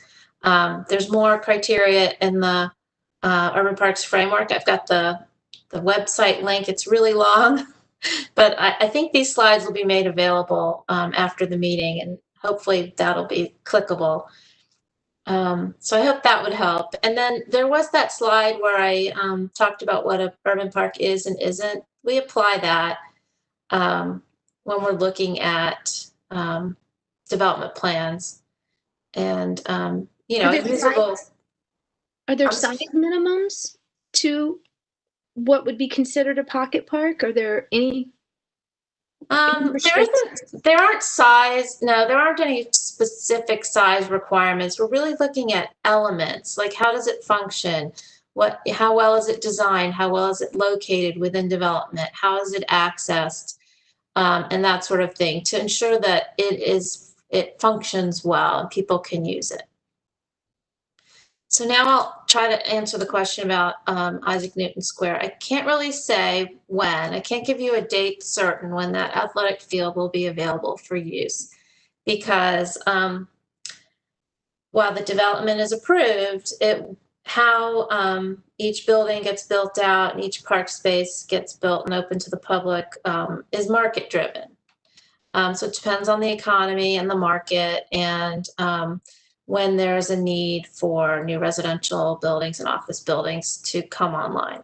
So I cannot remember off the top of my head the phasing commitment for the athletic field, but it's some point, it's not the beginning of the development and it's not the very end. It's somewhere along in the middle of Isaac Newton Square development being built out is when that field will be available. Constructed and available for public use. It's another one I'd have to look up and get the answer to.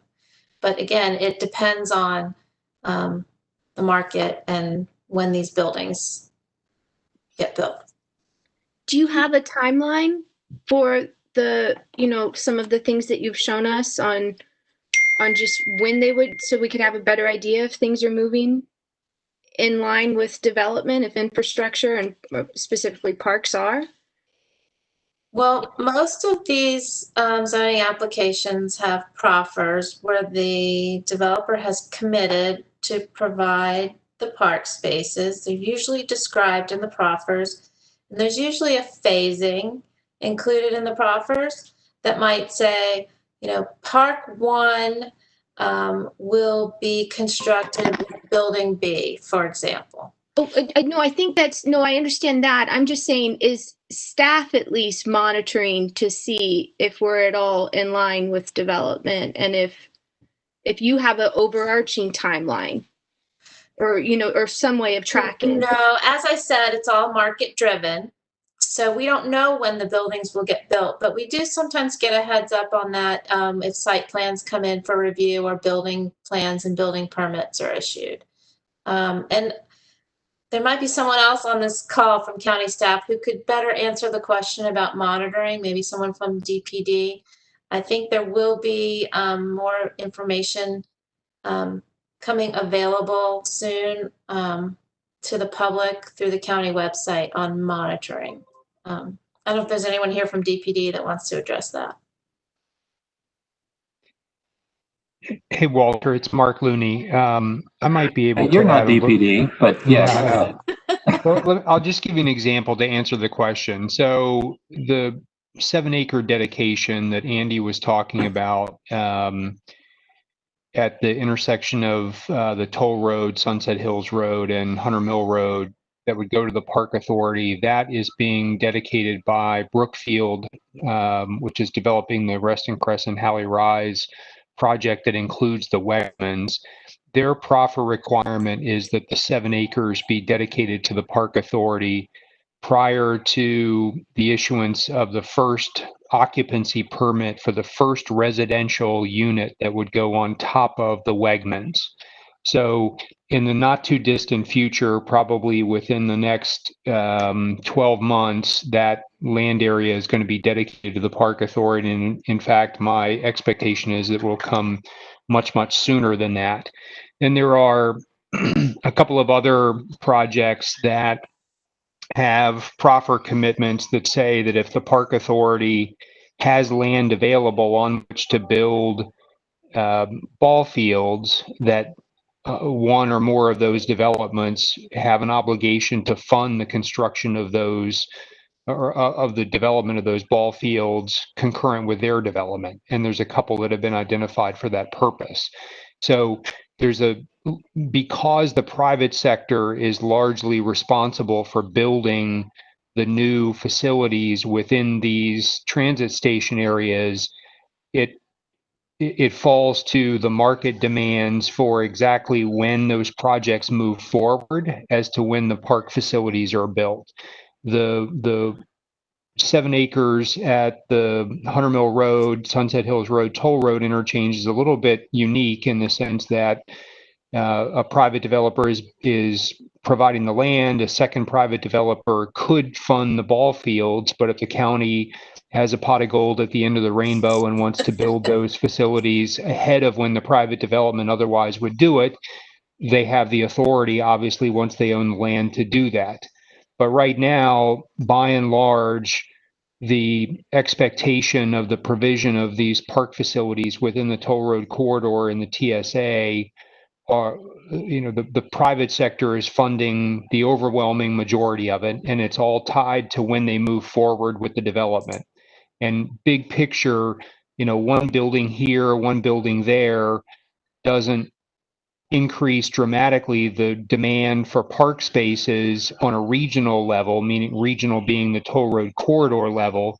Instead, they're providing that kind of on a site-by-site basis until there's a critical mass of new development on the ground that facilitate or that demand, I'll say, create the demand for more regional facilities like ball fields and other things. And so all of these proffers are, I'll say, time to correspond with development when it happens in the larger context of the toll road corridor as opposed to site-specific timing. The question wasn't about promises made, but if it's being monitored. Yeah, and this is St. Clair Williams from the Department of Planning and Development. So I just wanted to add, so while, yes, it's been explained that, we don't know exactly when the development is going to occur, it's driven by the market. So when the private developers are, ready to go forward. And it's been explained, the proffers will, they will dictate, when certain, parks or any type of elements are to be provided. So during the process, again, there's, after rezoning, there's site plan review. Once they go on board, there's building permit, approval. When they are requesting occupancy permits, there is monitoring that's going on through all of those phases. So staff is ensuring that, all of the proper requirements are being met through all the phases. So again, when they're coming in, it's being reviewed to see, okay, at what point is, park one to be provided? That is being, reviewed and monitored by staff to ensure that things are being provided at the times of development that they are to be provided. And Michelle, the short answer is the timing of the phasing is negotiated as part of the package when the rezoning is considered. So as it relates to that particular development. Okay, we've got several more hands up. I do want to move through. We're down to about 18 minutes before 9 o'clock.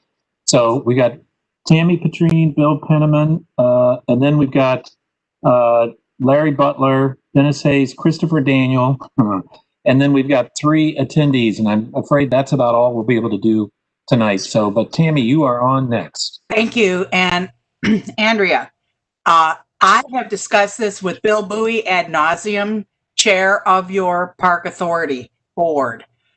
He loves to say that field availability at Barron Cameron or Lake Fairfax is sufficient to make up the 12 fields that the TSA is responsible for providing, given their dense,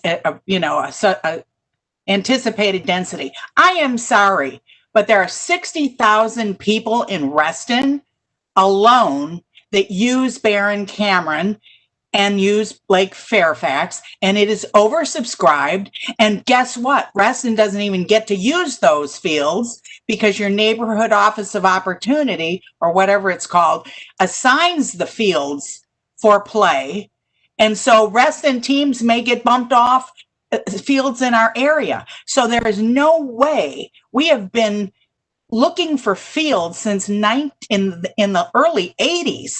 So Bill can't come in and say the TSAs can take over that space will be acceptable.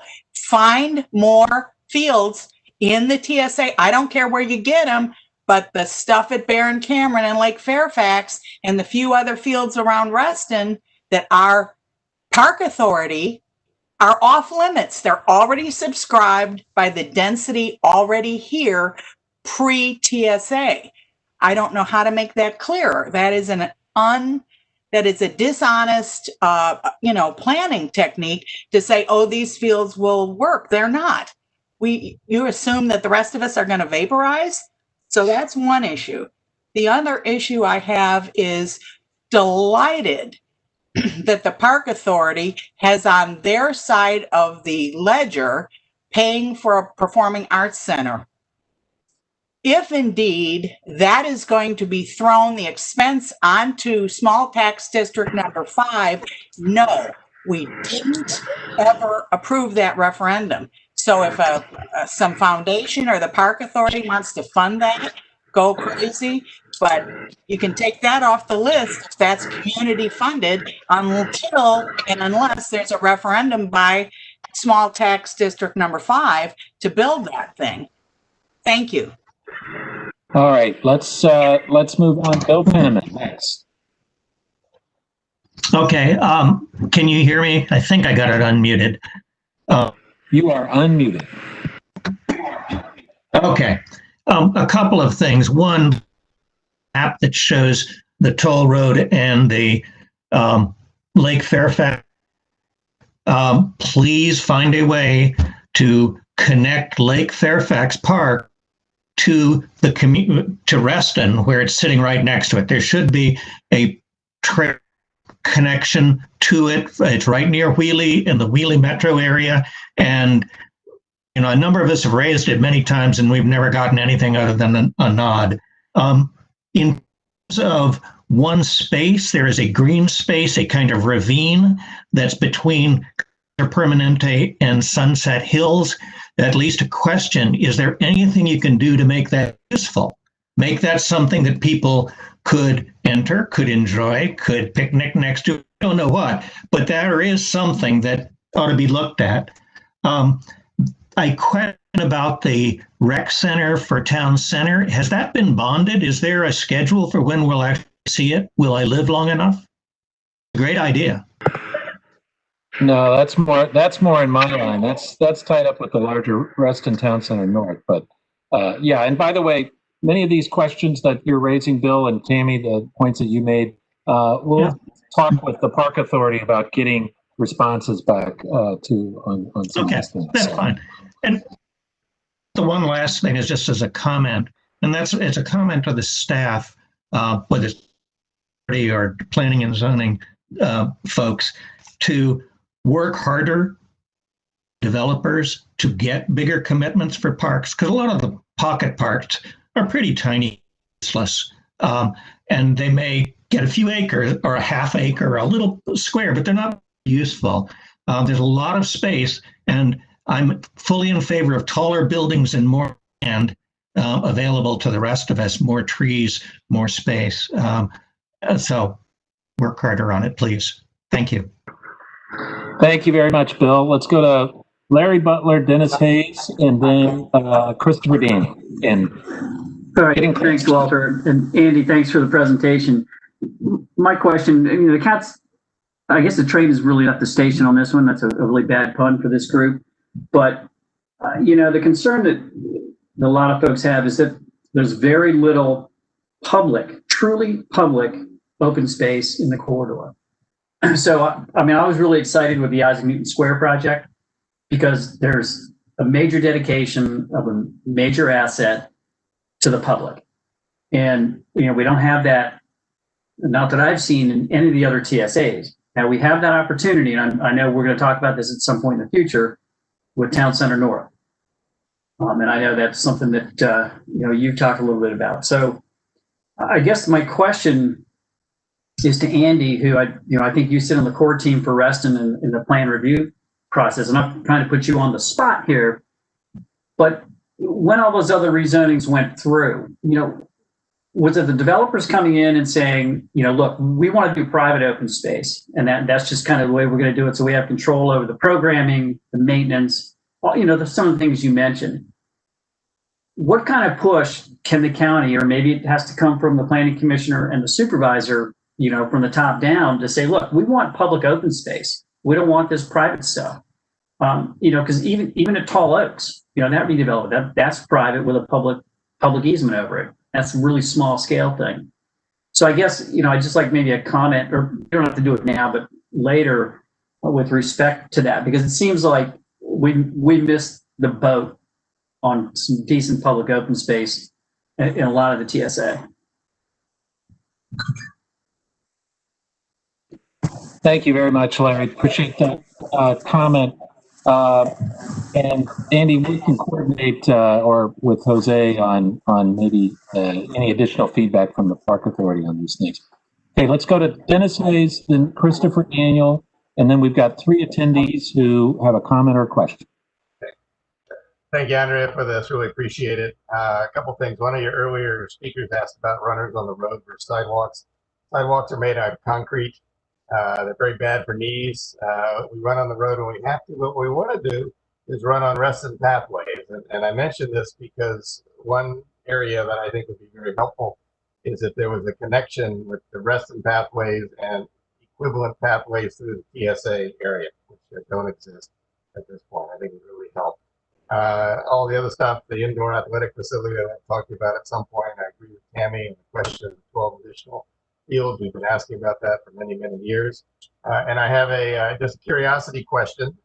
Now that Best Buy is being pushed out and Container Store is going, Werner, I know, got approval for their program years and years ago, but does it include any athletic fields or open space?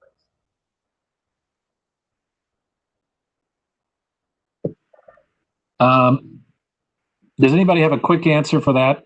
Dennis, I'm not sure anyone does. Okay. Well, Walter, it's Mark. I do. There's no athletic field plan there. Yeah, that's been a long time, and that was approved.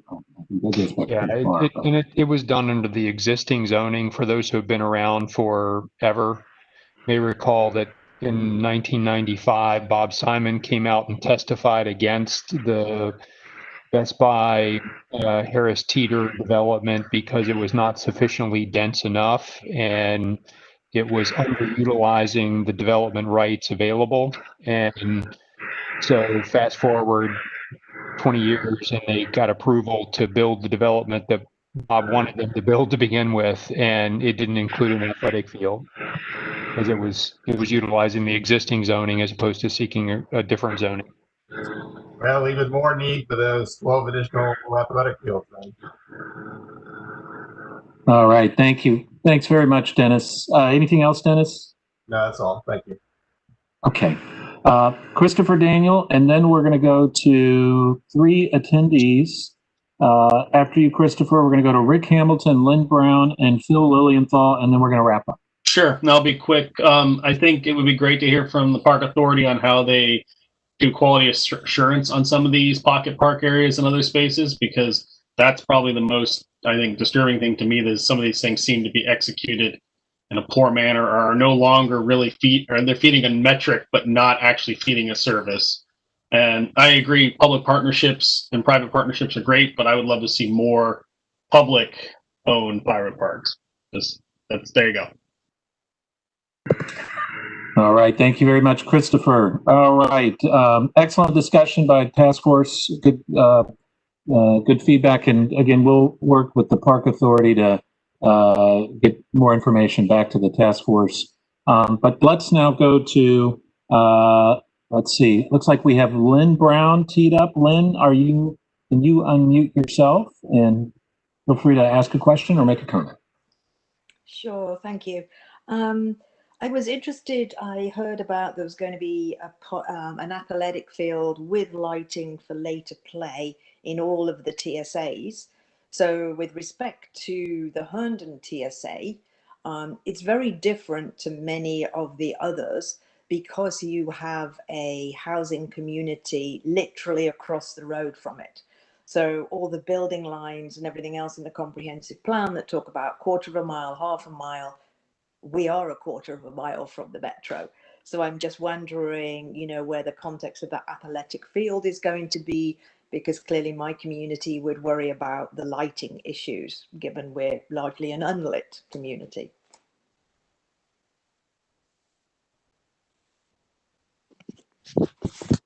Okay, thank you. Thank you, Lynn. Appreciate that comment. And it looks like we have, I think, just one more attendee who has their hand up still. Phil Lilienthal. Phil, can you unmute yourself and go right ahead? Thanks, Walter. Is that unmuted? I can't tell. It absolutely is. Thank you. Thank you. Thanks for saving the most important thing for last. I do appreciate that. Andrea, great presentation.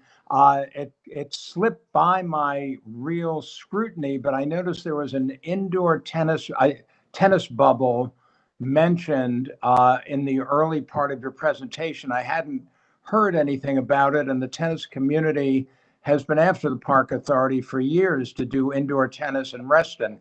Does this qualify? How many courts? What kind of facility? When and where? Will it have meeting places?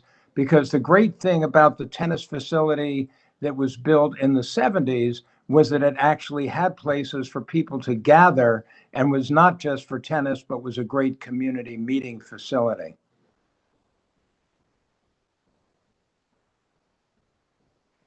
Yeah, Andrea, you want to go ahead and take that one real quick? Do you have any info? I think that's just language in the comprehensive plan. It's guidance that there should be an indoor tennis bubble. And my supervisor, Anna Bentley, who's the manager of park planning, she actually worked on the phase 1 comprehensive plan study for Reston. She might remember, I don't know, or maybe not, what that guidance was about. But I don't know if it had specifics such as you mentioned. Hi, Anna, my name is Anna. Hi, Anna. Hi, good to see you, Supervisor Alcorn. Hi, everyone. Anna Bentley. I'm the Park Planning Manager for the Park Authority. Just quickly, Andy is absolutely right. It's one of several different facilities, as she enumerated early in her presentation, that are included in the comp plan language. As for the Performing Arts Center, all those other Memorial Garden of Reflection, no specifics about size, volume, footprint, any of those things are included in the comp plan because it was not perceived as being appropriate to include it in that level of policy language. We're happy to go back and look and see if there's been any sort of additional refinement and include that information in our response to Supervisor Alcorn for him to distribute to you. But there's really no additional quick information I can give to you now. Yeah, and Anna, I think it might be helpful for the task force as well, just very quickly.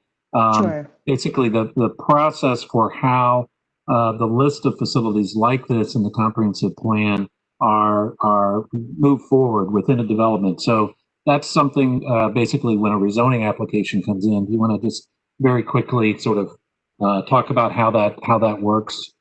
Sure. The development review process generally, Yes. Is that what we're Yes. talking about? Okay. So I think before I do that, I just want to remind everyone that list of facilities and types of amenities that are appropriate to Reston was the process of many years of discussions with the community and the task force. Larry, you were part of all of those. We spoke scores and scores of times. I trust that you remember them. So that's what yielded this list of a combination of types of amenities. When we get development review cases, it's in a location within the TSAs. We open the comprehensive plan to that section of recommendations about the TSA and where the site is located. Some of those sites have site-specific recommendation in the comp plan. We'll use those. We also use the area-wide recommendations, and that's when you see the things like the Memorial Garden of Reflection, the Performing Arts Center, and those types of things. And then we have a means by which we estimate, and certainly Mark Looney is intimately familiar with this. We work with the developer to estimate, well, how many people are you talking about? How many potential residents might there be? How many square feet of other types of uses? So commercial uses, retail uses. And we have metrics that we use to estimate the type of need that will be generated by those number of bodies, whether they're the bodies that live there or the bodies that work there. And we start from that position. And then, as you've already noted, Supervisor Alcorn, there's been a process of negotiation to arrive at the design and the quantity, so the quantity and quality that ends up in the package that eventually goes to you, the Board of Supervisors, and then before you, of course, the Planning Commissioners for consideration. Thank you so much, Anna, for summarizing that. It's very well done. And I think as it relates to this task force, we are in the process of reviewing what's in the comprehensive plan for Reston to make sure that the facilities that we are basically planning for are appropriate. And that is, of course, early in the process. And this is a multi-year thing before any of these facilities are actually ultimately built. So thank you very much. We're at 8:59, and I want to thank everyone that participated tonight. Andy, great presentation. Really appreciate the Park Authority's work on this. We will come back. We will have a schedule. We'll schedule another time for the task force to discuss. Additionally, some of the things that were in the presentation, and then some of the questions and comments that were raised. We also, as I mentioned, will have some additional discussion on open space with DPD on some related issues. And I do want to say, we didn't get to the discussion of meeting in person.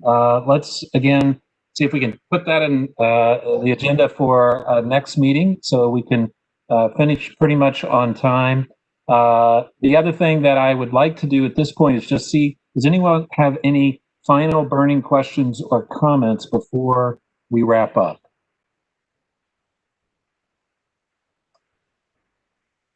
All right. I didn't hear anybody unmute themselves. So let's do this. There are, I know, a number of things that people are thinking about, some ideas that I appreciate everybody working diligently and keeping up with the materials. And I do look forward to additional good discussions. Feel free to contact my office, contact Jose. As you have ideas or suggestions, please do keep talking with each other. We also are working on, and we'll hear about this at the next meeting, some additional ways that communication can happen. Again, realize everybody with the pandemic we're doing this in a very different way, doing it online. But so far, I think we're making some progress, and I want to thank everybody for all their work on this. Jose or Lisa, anything else before we wrap up, or St. Clair, any final thoughts? I think Tammy had her hand up. She has her hand, and she's unmuted as well. Go ahead. Oh, Tammy, did you want to have a final burning comment or question? Yes, please, Walter. Hey, please, go ahead. With the stress of COVID and the election and the Supreme Court and everything, I would appreciate slowing down a little bit rather than trying to race through this every other week, at least until we conquer some of this torture that we're going through nationally. You have been fabulous, but I think everybody is so stressed that we would appreciate slowing down and maybe doing once a month versus every other week. Is that possible? Well, we're trying to keep with a schedule, that I promised my fellow board members to try to wrap this up in 18 months. But Tammy, let me think about this. What we might do is perhaps we'll look at the schedule, and we might look at what we put into the different meetings, because I agree. I know this is a very stressful time for a lot of folks, And the last thing I want to do is add to that stress with a detailed land use process. So, so Tammy, I Thank you for appreciate your it. consideration. Yeah. We'll talk about that. So, Thank you. okay. All right. There are no other comments. Thanks everybody again. Appreciate you all working with the process here, and look forward to talking again soon. Have a good and safe evening, everybody, and a good rest of the week. Thank you. Take care. Thank you.